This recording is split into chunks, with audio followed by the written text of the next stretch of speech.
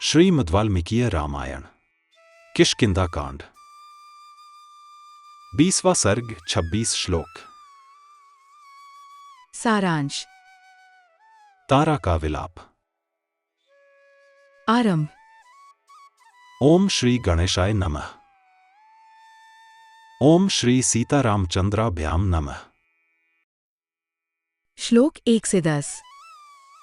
चंद्रमुखी तारा ने देखा कि उसके स्वामी वानरराज वाली श्री रामचंद्र जी के धनुष से छूटे हुए प्राणांतकारी बाण से घायल होकर धरती पर पड़े हैं। उस अवस्था में उनके पास पहुंचकर वह भामिनी उनके शरीर से लिपट गई। जो अपने शरीर से गजराज और गिरिराज को भी मात देते थे, उन्हीं वानरराज को बाण से आहत होकर जड़ से उखड़े हुए वृक्ष की भांति धराशायी हुआ देख तारा का हृदय शोक से संतप्त हो उठा और वह आतुर होकर विलाप करने लगी। रण में भयानक पराक्रम प्रकट करने वाले महान वीर वानरराज, आज इस समय मुझे अपने सामने पाकर भी आप बोलते क्यों नहीं हैं? कपि श्रेष्ठ, उठिए और उत्तम शैया का आश्रय लीजिए। आप जैसे श्रेष्ठ भूपाल पृथ्वी पर नहीं सोते हैं। पृथ्वीनाथ, निश्चय ही यह पृथ्वी आपको अत्यंत प्रिय है, तभी तो निष्प्राण होने पर भी आप आज मुझे छोड़कर अपने अंगों से इस वसुधा का ही आलिंगन किए सो रहे हैं। वीरवर, आपने धर्मयुक्त युद्ध करके स्वर्ग के मार्ग में भी अवश्य ही किष्किंधा की भांति कोई रमणीयपुरी बना ली है, यह बात आज स्पष्ट हो गई है। अन्यथा आप किष्किंधा को छोड़कर यहाँ क्यों सोते? आपके साथ मधुर सुगंधयुक्त वनों में हमने जो जो विहार किए हैं, उन सब को इस समय आपने सदा के लिए समाप्त कर दिया है। नाथ, आप बड़े बड़े युद्धपतियों के भी स्वामी थे।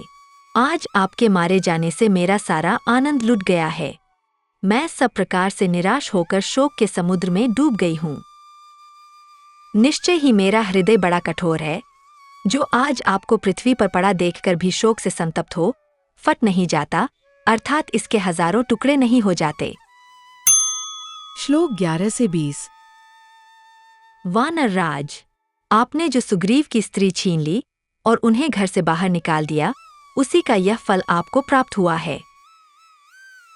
वानरेंद्र, मैं आपका हित चाहती थी और आपके कल्याण साधन में ही लगी रहती थी, तो भी मैंने आपसे जो हितकर बात कही थी, उसे मोहवश आपने नहीं माना और उल्टे मेरी ही निंदा की। दूसरों को मान देने वाले आर्यपुत्र, निश्चय ही आप स्वर्ग में जाकर रूप और यौवन के अभिमान से मत रहने वाली केली कला में निपुण अप्सराओं के मन को अपने दिव्य सौंदर्य से मत डालेंगे। निश्चय ही आज आपके जीवन का अंत कर देने वाला संशय रहित काल यहाँ आ पहुंचा था, जिसने किसी के भी वश में न आने वाले आपको बलपूर्वक सुग्रीव के वश में डाल दिया। अब तारा श्रीराम को सुनाकर बोली।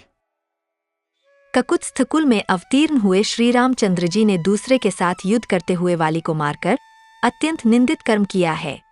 इस कुत्सित कर्म को करके भी जो ये संतप्त नहीं हो रहे हैं, यह सर्वथा अनुचित है। फिर वह वाली से बोली, मैंने कभी दीनतापूर्ण जीवन नहीं बिताया है, ऐसे महान दुख का सामना नहीं किया है, परंतु आज आपसे रहित होकर मैं दीन हो गई।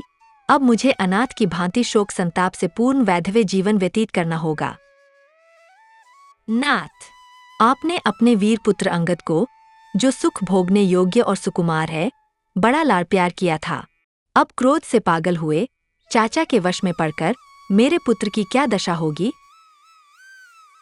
बेटा अंगद, अपने धर्म प्रेमी पिता को अच्छी तरह देख लो। अब तुम्हारे लिए उनका दर्शन दुर्लभ हो जाएगा। प्राणनाथ, आप दूसरे देश को जा रहे हैं। अपने पुत्र का मस्तक सूंघकर इसे धैर्य बंधाइए और मेरे लिए भी कुछ संदेश दीजिए। श्रीराम ने आपको मारकर बहुत बड़ा कर्म किया है। उन्होंने सुग्रीव से जो प्रतिज्ञा की थी, उसके ऋण को उतार दिया है।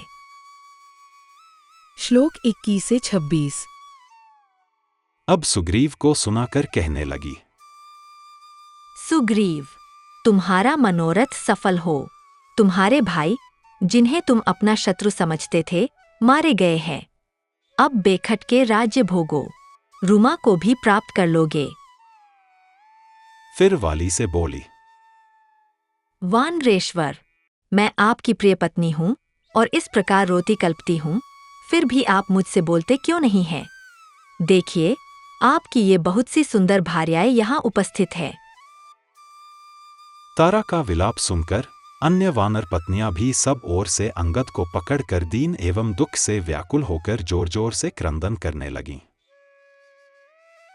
तदनंतर तारा ने फिर कहा, बाजूबंद से विभूषित, वीर भुजाओं वाले वानरराज, आप अंगद को छोड़कर दीर्घकाल के लिए दूसरे देश में क्यों जा रहे हैं?